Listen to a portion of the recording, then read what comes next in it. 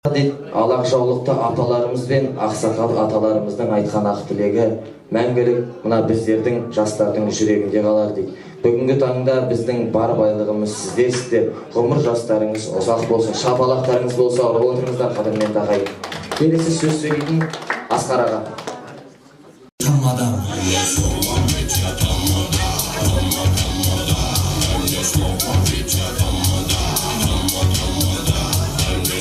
Себебі мен микрофонмен де, микрофонсыз да сөйлей берем. Маған бәрібір. Және де мен даусымды өзгерте алам. Мен былай да сөйлей алам. Және былай да сөйлей алам. Я такой. Бүгін ерекше қонақтар, ерекше той, ерекше тамада, ендеше ерекше бір қошемет болсын. Принимается? Принимается, ендеше екіде бірі себебімен дядюр ағам жеңіс келеді. Шапалақ қадірменді ағайын.